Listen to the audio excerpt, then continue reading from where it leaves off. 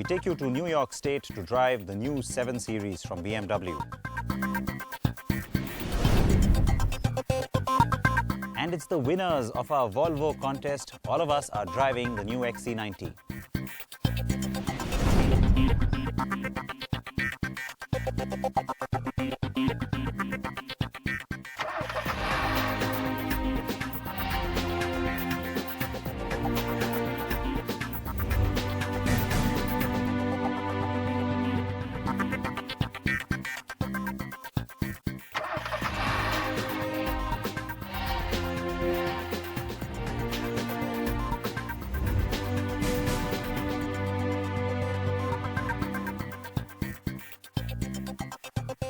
Four wheels or two, if you like him, we've got him. That's the Car and Bike Show here on the NDTV network. Thank you for joining us. I'm Siddharth Vinayak Patankar. We will start the program this week with a car you've got a glimpse of. It's one that I've been promising you details on for some weeks now, but you of course saw it on the program a few weeks ago as well. It's the flagship from BMW, the 6th generation of the 7 Series. Now that car is loaded with all kinds of goodies and it drives exceedingly well. Here's the review.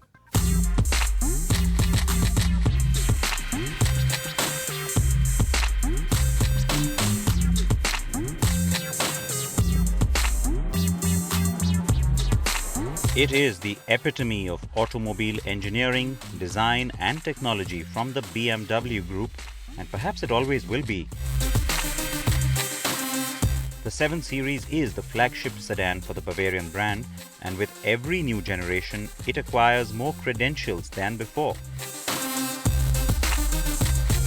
It's no surprise, therefore, to find the latest 6th generation car is truly at the top of its game. And unlike the past 2 generations, BMW is also making a definite style statement with the new car's design too.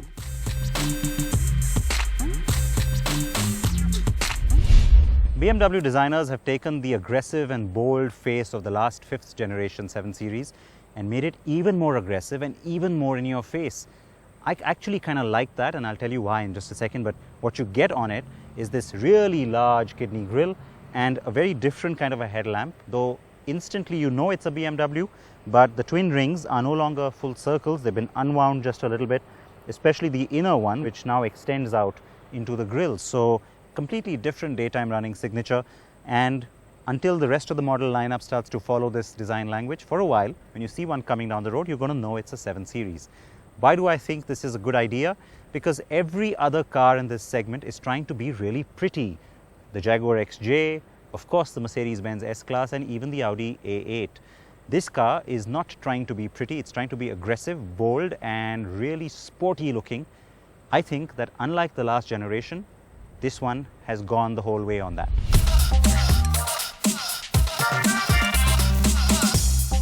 Yes, the car looks very dominating and impressive, implying its class, its size and its power through its design. And yes, some of the gimmicks also seem to work. Now when I saw the first early pictures and videos of this car, I thought this chrome element along the side, almost like a hockey stick, was exaggerated and too gimmicky. Seeing it in person now, I think it kind of adds to the dynamism of the design, and I don't really mind it. And you can also opt for it in piano black finish on the sport package.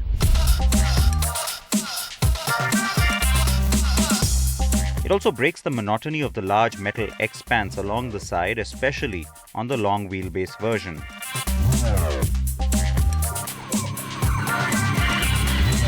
Now, a lot of these sedans, especially the long wheelbase versions, tend to look a little large and really stretched. I think this time around, the work on the metal here on the sides, and especially this coupe roofline, has been sort of brought in intelligently enough so that it gives the car an agile impression with a fair amount of muscle and takes away from the fact that you've got such a large and such a long rear door. This particular element, I think, helps that, because unlike all other cars where usually you have this element getting cut by a shut line of the door, here you can see the door actually extends all the way back and it's one piece of chrome. I think that's a really nice detail. It makes the car look more high-end as well and just kind of takes away from that large stretched look. So kudos to BMW design on that one.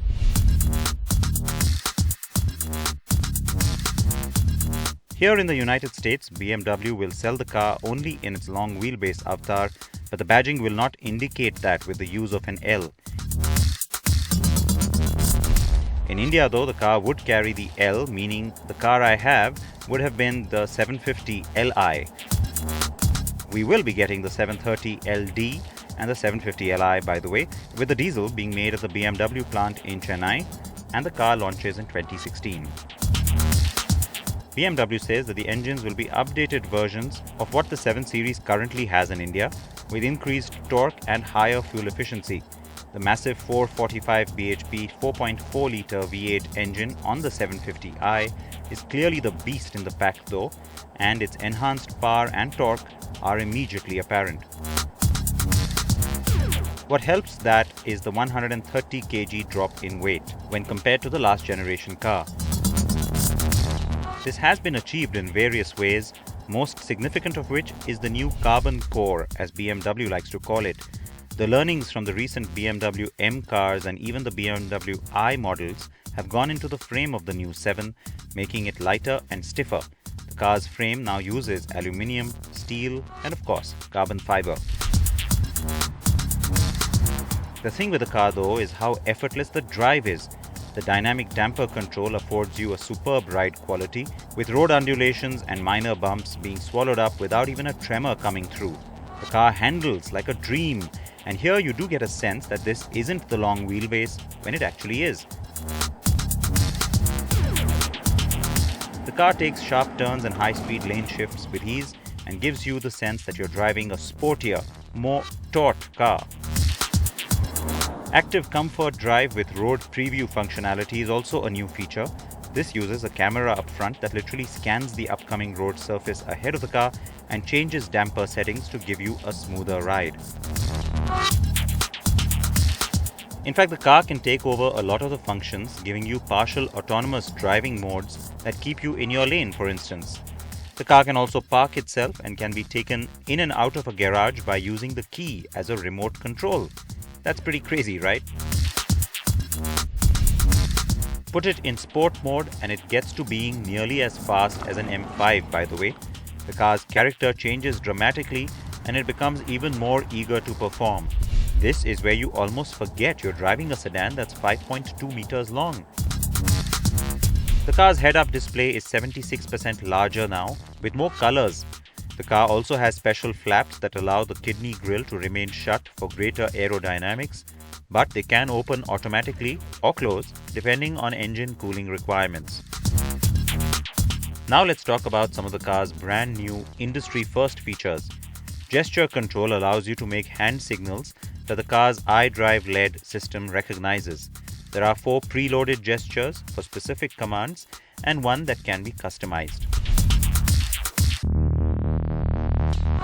It's a little weird to start with. Gesture control is something completely new and a lot of cars probably are going to get it as standard in very quick time. This is the first time I'm using it for sure, and it's the first time I'm seeing it on a car that's a production model.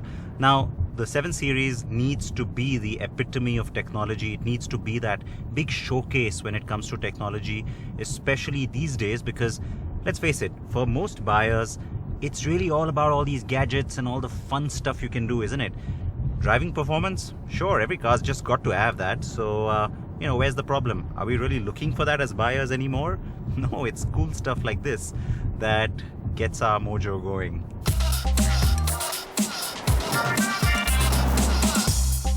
Yes, that is sad, but the good news, no, great news, is that the BMW 7 Series drives very well too.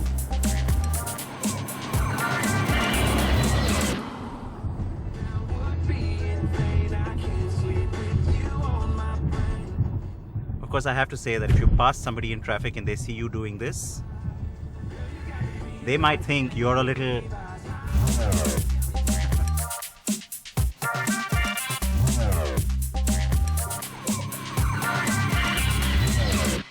BMW says that there are 25 new features on the new 7, of which 13 are segment firsts.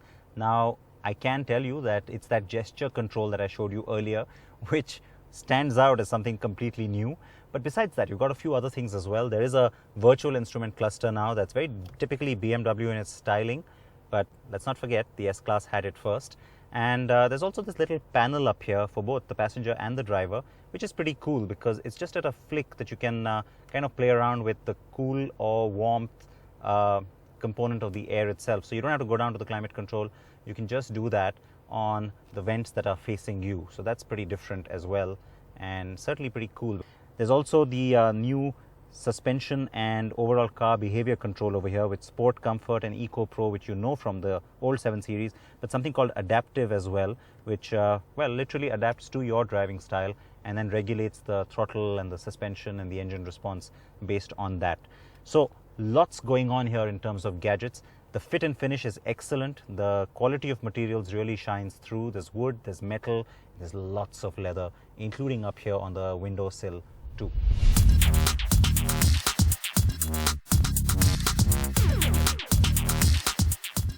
The car also has an ambient air package with 8 different fragrances that are inbuilt. You can use those to freshen the car interior. It's not for me, but it is innovative, and yes, the fragrances can be topped up at service. There's also the ambient sky lounge, which reflects the ambient light color of your choice onto an intricate pattern that's pre-embedded into the sunroof glass to give you a special look at night. There's also the welcome carpet, a light pattern that illuminates the ground alongside the car at night.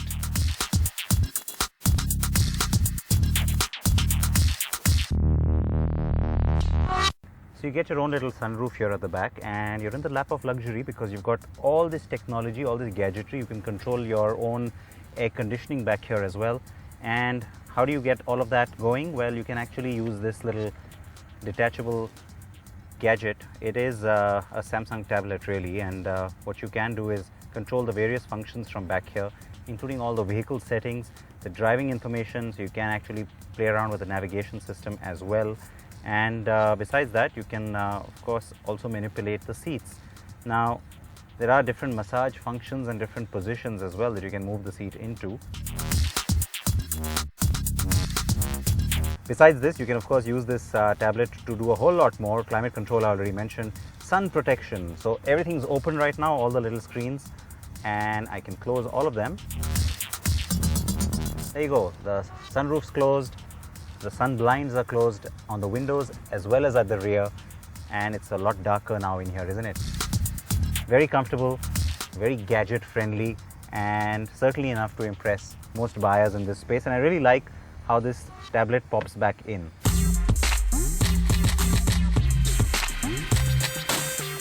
And finally, I want to talk about the new key fob. Again, an industry first. The key has a screen with display that allows you to remotely access your car's information.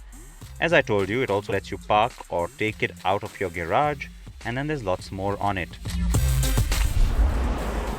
So there you have it. It's an action-packed, fully loaded and very dramatic package indeed. The 7 Series lives up to its tag in its 6th generation. The car is definitely bold, good-looking and still drives like a BMW should.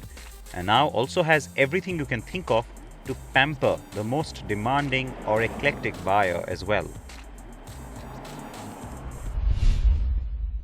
So the new 7 Series looking really impressive. Now, you're wondering why I have the Mahindra TUV 300 here with me. Well, I wanted to spend a little more time with this car. Everybody's talking about it, and some of you have, of course, already reacted to my review that I wrote for carandbike.com online. And Ameya was driving the car on the show as well. So we've covered that for you. A few things that I think have gone against the car. Styling, because really, in terms of the way the car drives and its interiors, it is the best yet from Mahindra. It's this expanse of metal up front that makes it look unfinished. And if there was a little bit of cladding that was brought in, and really that's not a function of too much cost, it could be a variant that Mahindra might want to look at.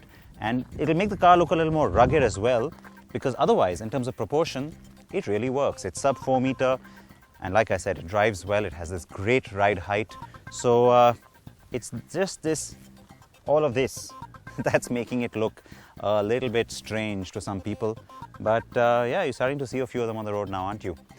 React to this car, react to the 7 Series, and anything else you want to react to. You know how to reach me. You can tweet me at Patankar. Let's take a very short break here on CMB. We come back with our winners of the Volvo contest.